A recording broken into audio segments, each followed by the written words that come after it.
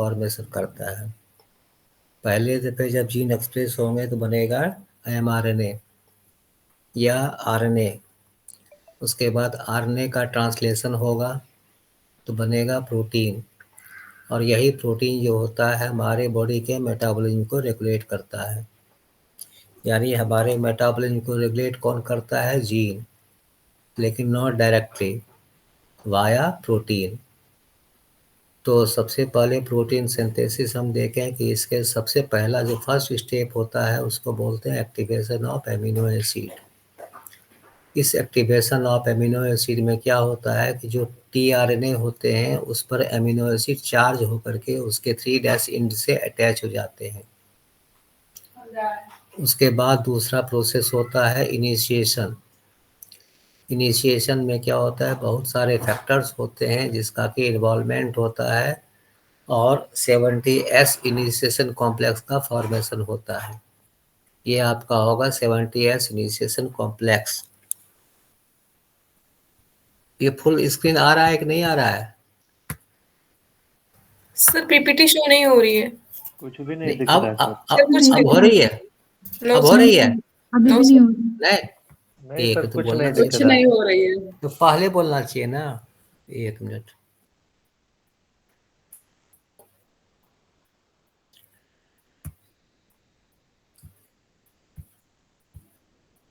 एक मिनट।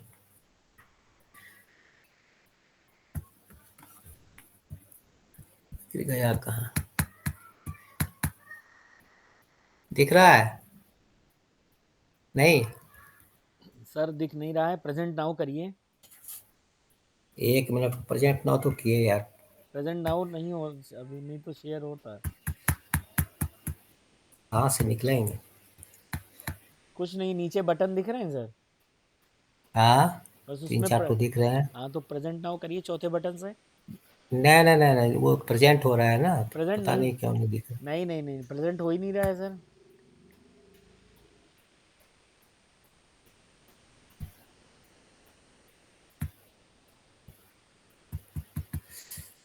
ये साला क्या क्या हो गया?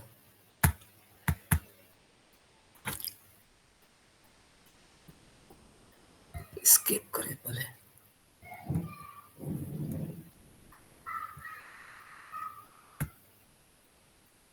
अब हो रहा है दीपक जी? नहीं हो रहा है सर।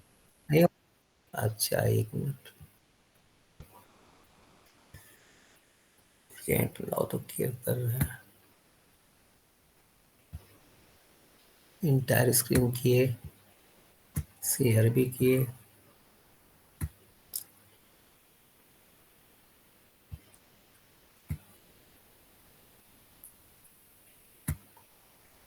अब हुआ है, अब करिए। अब हुआ? हाँ बिल्कुल बिल्कुल।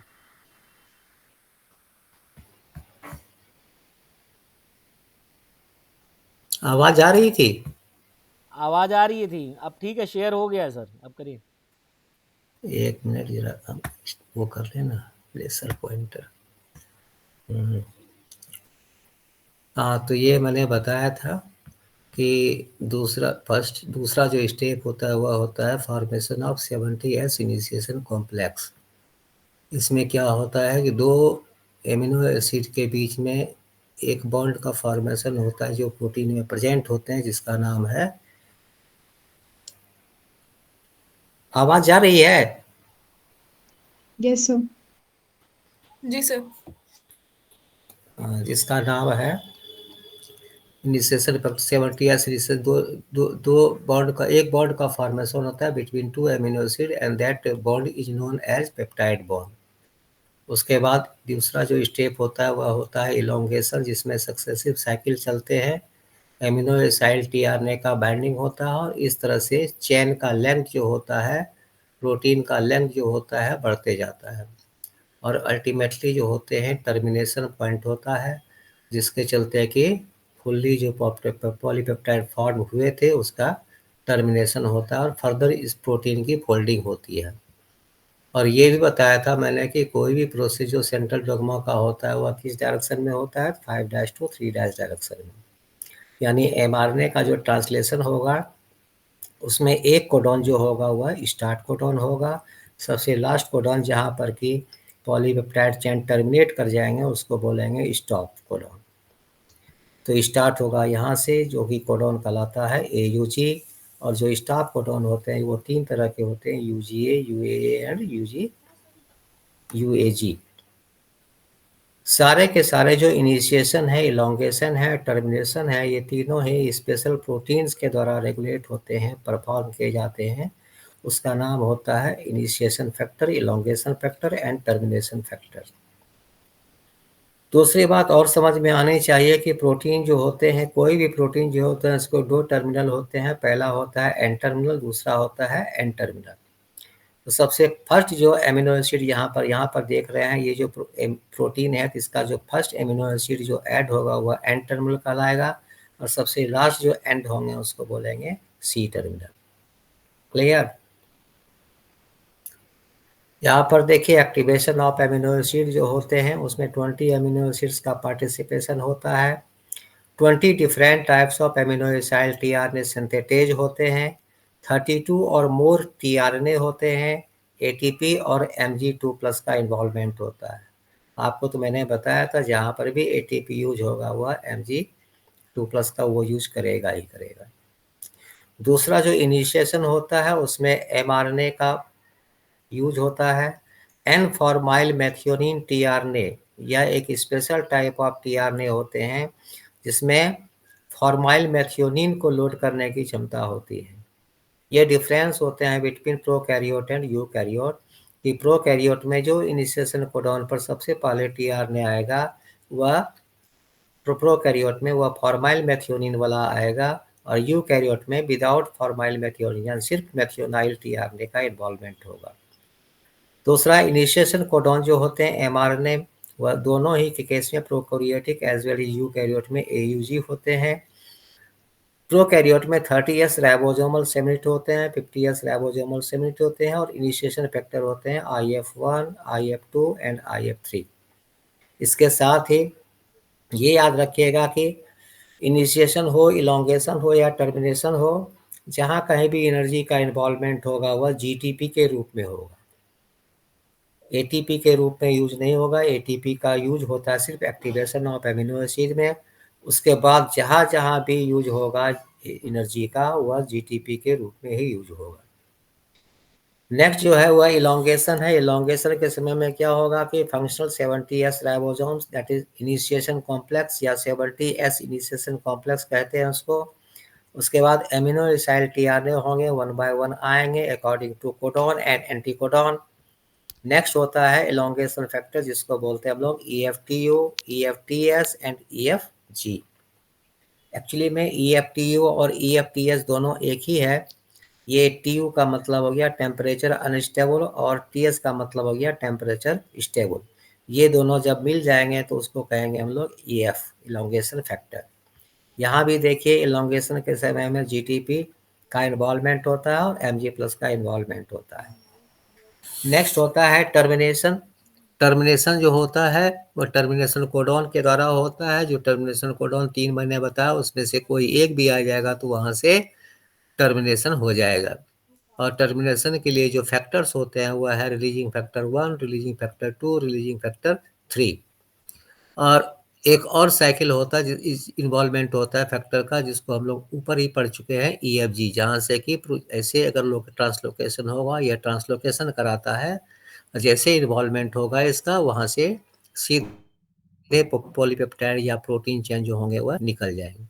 फर्दर जो होगा प्रोटीन का फोल्डिंग हो या पोस्ट ट्रांसलेशनल प्रोसेसिंग होगा।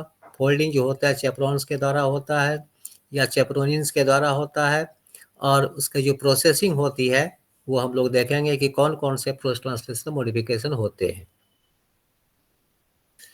ये आपका देखिए ये राइबोसोम है, ये राइबोसोम का 30S सबयूनिट है ये वाला, और दूसरा क्या है 50S सबयूनिट है। ये यूकैरियोट का राइबोसोम है 40S सबयूनिट और 60S सबयूनिट का।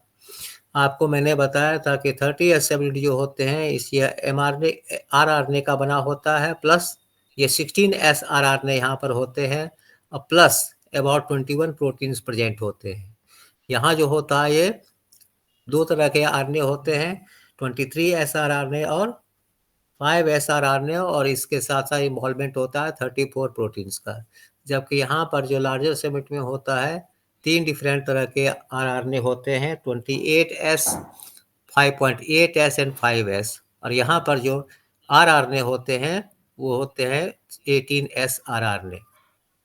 यानी ये राइबोसोम जो होता है ये RRNA प्लस प्रोटीन के बने होते हैं। इसमें लगभग 54 प्रोटीन्स का इन्वॉल्वमेंट होता है और इसमें करीब 84 प्रोटीन जो होते हैं वह यूनाइट करते हैं RNA के साथ और एक स्ट्रक्चर बनाते हैं जिसको बोलते हैं राइबोसोम।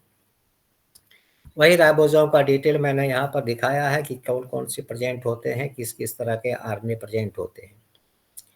ये पॉलीपेप्टाइड बॉन्ड का फॉर्मेशन या सबसे पहले जो एक्टिवेशन ऑफ एमिनो एसिड होगा वो कैसे होता है, तो मैंने बताया था कि एमिनो एसिड टीआरएनए सिंथेटेज होते हैं। एमिनो एसिड टीआरएनए सिंथेटेज जो होते हैं वह एटीपी का यूज करके इस एमिनो एसिड को, यहाँ पर देखिए टीआरएनए है, टीआरएनए के 3' एंड है, 3' एंड पर यहाँ पर जाके जोड़ देता है। This is called charging of tRNA. और इस तरह से जो इसका नोमेनक्लेचर होता है वो अलग अलग होता है। सबसे पहले देखिए इनिशिएशन प्रोसेस। इनिशिएशन प्रोसेस जो होता है उसके 3 फैक्टर्स रिस्पॉन्सिबल होते हैं। पहला होता है IF1, दूसरा होता है IF2, तीसरा होता है IF3। एक चीज और देखिए कि जो राइबोसोम होते हैं, इस राइबोसोम को अगर हम बना दें, इसको जोड़ दें, तो राइबोसोम में 3 हाइपोथेटिकल साइट होते हैं। एक होता है ए साइड, दूसरा होता है पी साइड, तीसरा होता है E side. A for amino acid tRNA, P for peptidyl RNA नहीं, एमिनो एसिड साइड, दूसरा होता है पेप्टिडाइल साइड और तीसरा होता है एग्जिट साइड। जो अनचार्ज टीआरएनए होंगे वो यहाँ से एग्जिट साइड से निकल जाएंगे और जो पेप्टिडाइल साइड पर सबसे पहला जो एमिनो एसिड को कैरी करने वाला टीआरएनए आएगा वह पी साइड पर आएगा और ए साइड पर, और जो रेस्ट जो टीआरएनए होंगे वह ए साइड पर सबसे पहले आएंगे। तो सबसे पहले देखिए क्या होता है कि IF3, ये देखिए IF3 जो होते हैं यहाँ पर आके बाइंड करता है। ये राइबोसोम सपोज की कंप्लीट है, 70S राइबोसोम है, ये 30S सब यूनिट है, यहाँ पर 50S सब यूनिट है, नहीं यहाँ पर शो किया गया है। ये कंप्लीट है राइबोसोम, लेकिन जैसे ही IF3 जुड़ता है ई साइड पर, ये जो ऊपर वाला जो लार्जर सब यूनिट है वह डिसोसिएट हो जाता है। इस तरह से यहाँ पर हम क्या देख रहे हैं, ओनली 30S सब यूनिट। इसलिए IF3 को हम लोग कभी कभी बोलते हैं एंटी डिसोसिएशन फैक्टर या एंटी एसोसिएशन फैक्टर। यह क्या करता है, ये जो दोनों यूनिट है लार्जर और स्मॉलर सब यूनिट को, दोनों को डिसोसिएट कर देता है या इसको एसोसिएट नहीं होने देता है। जब ये हट जाएगा किसी कारण पर, सपोज कि यहाँ पर हट गया, आगे देखेंगे हम, तो वो लार्जर सब यूनिट के साथ जुट जाएगा। ये साइकिल चलते रहता है साइटोप्लाज्म में, क्योंकि राइबोसोम प्रेजेंट बनते कहाँ पर है, न्यूक्लियस के अंदर में, प्रोकैरियोट, यूकैरियोट में, और यूकैरियोट में तो साइटोप्लाज्म में ही सब चलते रहता है। प्रोकैरियोट में मैंने बताया था कि mRNA का ट्रांसक्रिप्शन और ट्रांसलेशन सिमल्टेनियस होता है। mRNA बना, उसके साथ राइबोसोम जुड़ा, प्रोटीन का फॉर्मेशन होते गया, इस तरह से सिमल्टेनियस होते रहता है और mRNA का डिग्रेडेशन भी साथ साथ चलता है। तो सबसे पहले क्या होता है कि 30S सब यूनिट जो होते हैं उसके किसके साथ जुड़ता है, IF3। दूसरा IF1 जो होते हैं ए साइड पर जाके बाइंड करता है। ए साइड पर इसलिए बाइंड कर जाता है क्योंकि दूसरा कोई टीआरएनए, चार्ज टीआरएनए यहाँ पर ना चला आए। कौन सा वैकेंट है, F side, P side, peptidyl side. अब क्या होता है कि ये mRNA है, यह mRNA जो 5' एंड है यहाँ पर आकर के 30S सब यूनिट से अटैच हो जाता है। जब अटैच होता है तो अटैचमेंट इस तरह से होता है ताकि जो mRNA का इनिशिएशन कोडॉन है वह पी साइट पर लाई करे। अब कहोगे कि ये कैसे होता है, तो एक्चुअली में क्या होता है, यह जो mRNA है प्रोकैरियोट का mRNA, उसके 5' साइट में एक सीक्वेंस होता है जिसका नाम है साइन डालगार्नो सीक्वेंस। यही साइन डालगार्नो सीक्वेंस रिकॉग्नाइज कराता है पी साइट को और पी साइट के सामने क्या होगा, AUG कोडॉन आ जाएगा mRNA का। क्लियर? जैसे ही यहाँ पर आएगा कि अब उसके बाद एक दूसरा फैक्टर जो होता है जिसका नाम है IF2, IF2 के साथ बाइंड करता है GTP और इसके साथ tRNA यहाँ बाइंड करता है और एक कॉम्प्लेक्स का फॉर्मेशन करता है टर्नरी कॉम्प्लेक्स। देखिए GTP IF2 के साथ जुड़ेगा तो बाइनरी कॉम्प्लेक्स, और IF2 GTP plus tRNA, charge tRNA, इसको बोलते हैं टर्नरी कॉम्प्लेक्स। अब यह एनर्जी का रिक्वायरमेंट करके इस चार्ज tRNA को लाएगा पी साइट में। यहाँ पर पी साइट पर आ गया।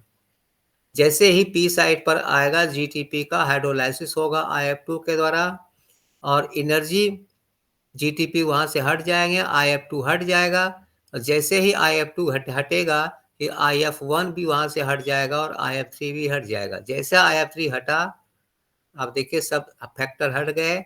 जैसे ही फैक्टर हटा कि जो लार्जर सबयूनिट थे वो यहाँ आकर के जुट गया और इस तरह से एक कंप्लीट राइबोसोम का फॉर्मेशन किया। लेकिन इस राइबोसोम में क्या था कि mRNA भी अटैच थे और tRNA भी अटैच थे। इस तरह के कॉम्प्लेक्स को बोलते हैं 70S इनिशिएशन कॉम्प्लेक्स। इसमें किसी को कोई प्रॉब्लम? बोलिए। सबसे पहले क्या हुआ, IF3, उसके बाद IF1 A साइट पर, IF3 E साइट पर। जैसे ही जुटा उसके बाद mRNA जुड़ेंगे। mRNA का जो इनिशिएशन कोडॉन है वह पी साइट पर लाई करेगा। This is due to Shine Dalgarno sequence. और जैसे ही जुटेगा वहाँ tRNA यहाँ पर लाने की प्रक्रिया शुरू हो जाएगी IF2 के द्वारा। tRNA यहाँ पर आएगा, GTP का हाइड्रोलाइसिस होगा, ये सारे फैक्टर्स अलग हो जाएंगे और जैसे फैक्टर IF3 अलग होगा, ये जो लार्जर सबयूनिट थे वो यहाँ आकर के जुट गए और इस तरह से initiation of tRNA, initiation of translation complete हो गया। ये थोड़ा सा दिया हुआ है यूकैरियोट में कि यूकैरियोट में ट्रांसलेशन का इनिशिएशन कैसे होता है। अभी आप देखें कि mRNA जो थे वो जैसे ही 30S सबयूनिट में कन्वर्ट हुआ, ठीक उसी समय जो है ये उसके साथ राइबोसोम के साथ बाइंड कर गए। लेकिन यहाँ पर ऐसी बात नहीं होती है। यहाँ पर देखिए ये mRNA का स्ट्रक्चर है, यहाँ से यहाँ तक आप पढ़े हैं कि यूकैरियोट के जो mRNA होते हैं उसमें 5' कैपिंग होता है, 3' टेलिंग होता है और इनिशिएशन कोडॉन यहाँ पर है। तो सबसे पहले क्या होता है कि elongation initiation factor, E for eukaryote, IF for initiation factor. ये इनिशिएशन फैक्टर जो होते हैं बाइंड करते हैं mRNA को, एक्टिवेट करते हैं। कौन कौन होते हैं, 4E, 4G, 4A और 4B इसके साथ भी बाइंड करके ये 5' इंड पर यहाँ पर एक स्ट्रक्चर का फॉर्मेशन करता है। अब जब ये सारे के सारे फैक्टर्स बाइंड हो जाएंगे इनिशिएशन फैक्टर, तब एक प्रोटीन होता है जिसका नाम है EF2। EF2 क्या करेगा, सबसे पहले बाइंड करेगा GTP के साथ, बाइनरी कॉम्प्लेक्स बनाएगा tRNA के साथ, मेट tRNA के साथ, और जब बाइंड करता है तब ये चला आता है कहाँ पर, पी साइट पर। ठीक उसी तरह से जैसे कि प्रोकैरियोट में हुआ था। जब यहाँ पर आ गया तो उसके बाद ये सारे के सारे फैक्टर जो हैं यहाँ पर बाइंड कर जाते हैं, तब स्कैनिंग करता है ये, यानी कि ये सारा स्ट्रक्चर जो है इधर की तरफ भागेगा। यहाँ पर एक सीक्वेंस होता है जिसका नाम है कोजेक सीक्वेंस। लेकिन कोजेक सीक्वेंस कोई जो ट्रांसलेशन होता है उसमें कोजेक सीक्वेंस का रोल है भी नहीं और किसी में कोजेक सीक्वेंस का रोल है। तो ये क्या करेगा, ये पूरा स्ट्रक्चर इधर की तरफ मूव करेगा और ये तब तक मूव करेगा जब तक कि AUG कोडॉन पी साइट पर लाई ना कर जाए। जब ये स्ट्रक्चर बन जाता है तब इनिशिएशन कंप्लीट हो जाता है। वही यहाँ पर देखिए सारे के सारे फैक्टर्स जो होंगे अलग हो जाएंगे और इस तरह से इनिशिएशन कॉम्प्लेक्स का फॉर्मेशन हुआ। तो यूकैरियोट में क्या होता है कि सबसे पहले एक्टिवेशन ऑफ mRNA होता है और जब mRNA का एक्टिवेशन हो जाता है तब जो है राइबोसोम उसके साथ बाइंड करता है। ये तब बाइंड करता है जबकि पेप्टिडाइल साइट पर जो इनिशिएटिंग tRNA होते हैं वो यहाँ आकर के जुट ना जाए। बैक्टीरिया में ये दिखाया गया है। यूकैरियोट में देखिए EIF1, EIF1A, EIF2, EIF2B, EIF3, EIF4, EIF4A, 4B, 4E, 4G, ये सारे के सारे फैक्टर जो होते हैं ये इनिशिएशन फैक्टर होते हैं जिसका कि इन्वॉल्वमेंट होता है ट्रांसलेशन में। ये वही चीज है दिखाया गया है।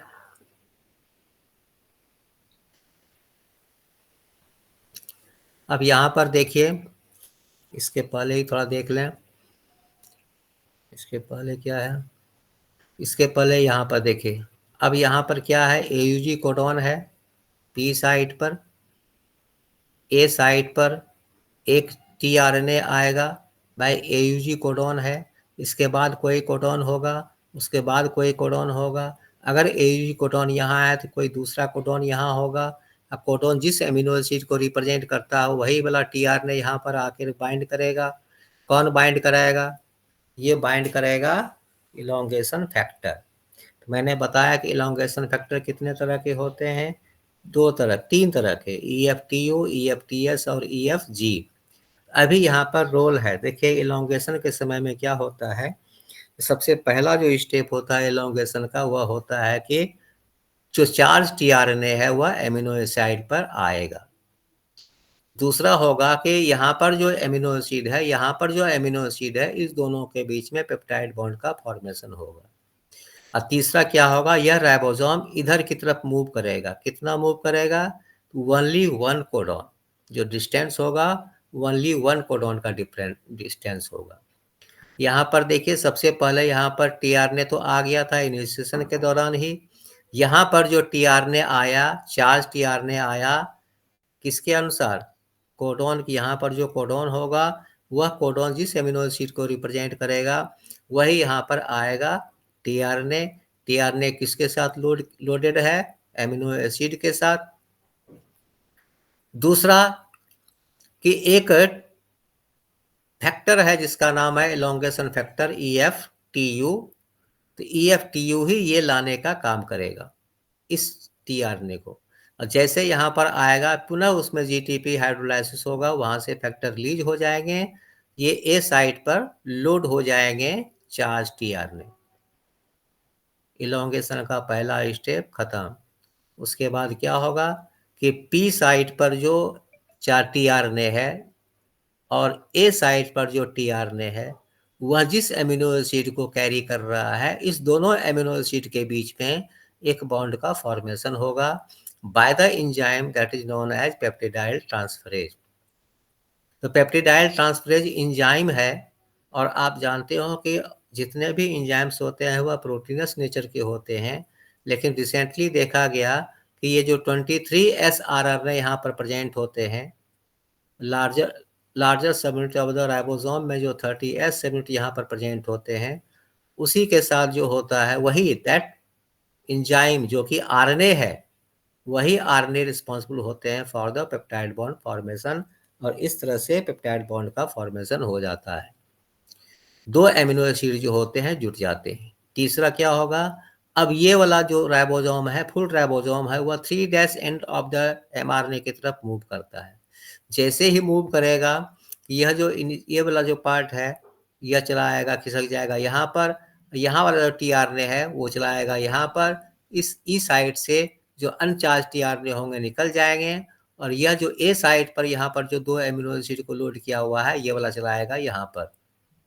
अब जब ये वाला यहाँ चलाएगा तो ये वाला खाली हो जाएगा, फिर जो है दूसरा रिपीटेशन होगा, साइकिल चलेगा, और इस तरह से साइकिल चलते रहता है। ये तब तक चलते रहता है जब तक कि कोई रिलीजिंग फैक्टर ना आ जाए। देखिए साइकिल चलते रहा, ये प्रोटीन पॉलीपेप्टाइड का फॉर्मेशन होते रहा, P' यहाँ पर आ गया, बीच में ये कोडॉन आते गए, इस तरह से प्रोटीन सिंथेसिस होते गया। जब प्रोटीन सिंथेसिस होते होते यहाँ पर A साइट पर एक कोडॉन आ गया, टर्मिनेशन कोडॉन, तीनों में से कोई UAG हो या UAA हो और UGA हो, कोई भी अगर टर्मिनेशन कोडॉन आ गया तो इस टर्मिनेशन कोडॉन को रिकॉग्नाइज करता है एक फैक्टर जिसका नाम है RF3, releasing factor 1। Releasing factor 2, releasing factor 3। तो ये यूकैरियोट की बात कर रहा है कि रिलीजिंग फैक्टर 3 जो होते हैं वह रिकॉग्नाइज करता है, और वह रिकॉग्नाइज करेगा तो वो यहाँ आकर के बाइंड कर देगा दिस रिजेंबल्स टीआरएनए। यहाँ पर जो एंजाइम है इसको लगता है कि यहाँ पर कोई चार्ज टीआरएनए आ गया, वह एंजाइम क्या करेगा, इसको यहाँ से कट करेगा और यहाँ से कट करने के बाद यहाँ पर जोड़ने की कोशिश करेगा। लेकिन यहाँ पर टीआरएनए तो है नहीं, टीआरएनए का मतलब क्यों क्या है, ये आरएफ है, रिलीजिंग फैक्टर है। इसके चलते क्या होगा, यहाँ से पॉलीपेप्टाइड कट करके रिमूव हो जाएगा और ये जो जितने भी फैक्टर्स होंगे वो सारे के सारे जो होंगे वहाँ से रिलीज हो जाएंगे और इस तरह से पॉलीपेप्टाइड चेन का फॉर्मेशन हो गया। वही चीज यहाँ पर दिखाया गया है, ये भी वही है।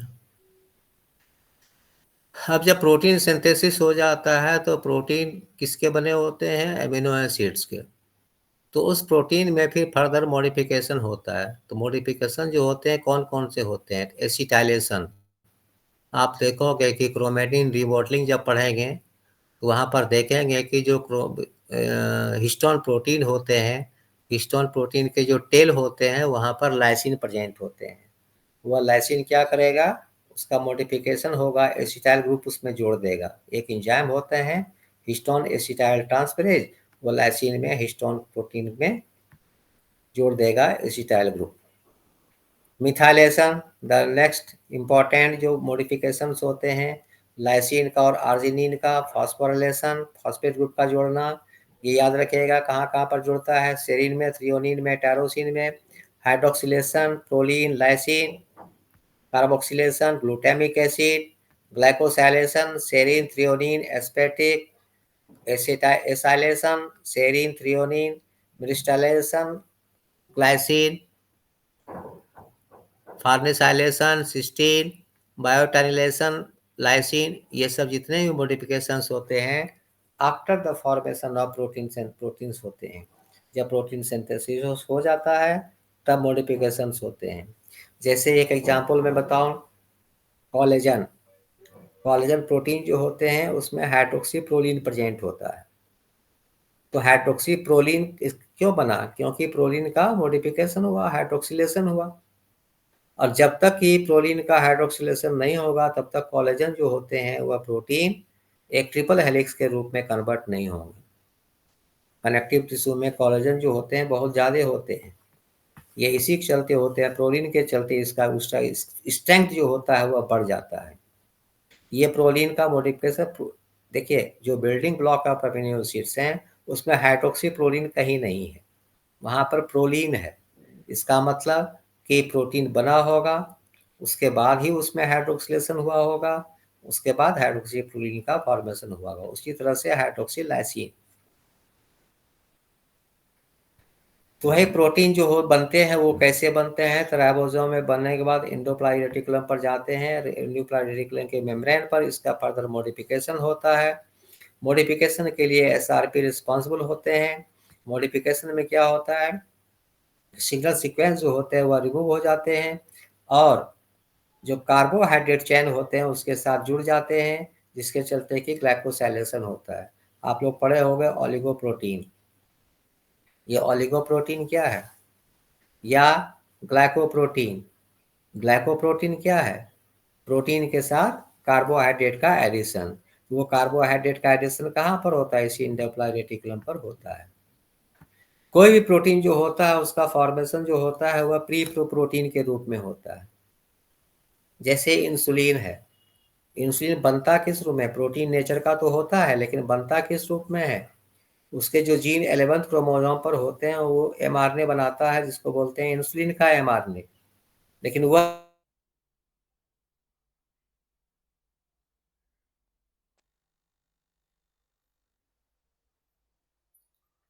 बनता है प्रो इंसुलिन, और प्रो इंसुलिन में फर्दर क्लीवेज होता है जिसके चलते फंक्शनल इंसुलिन का फॉर्मेशन होता है। ये सारे प्रक्रिया जो होती है कहाँ पर होते हैं, एंडोप्लाज्मिक रेटिकुलम के ल्यूमेन में।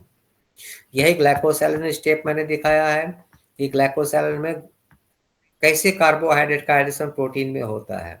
ये पूरा प्रोसेस है, पूरा डिटेल नहीं करेंगे, बस ये याद रखिएगा कि डोलिकॉल पी फॉस्फेट होते हैं और या विटामिन ए होते हैं, उसका रोल होता है ग्लाइकोसिलेशन में।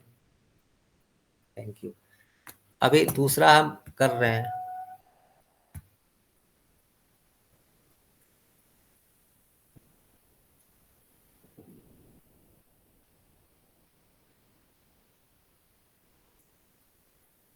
अभी दूसरा कर रहे हैं, 1 मिनट रुक जाओ।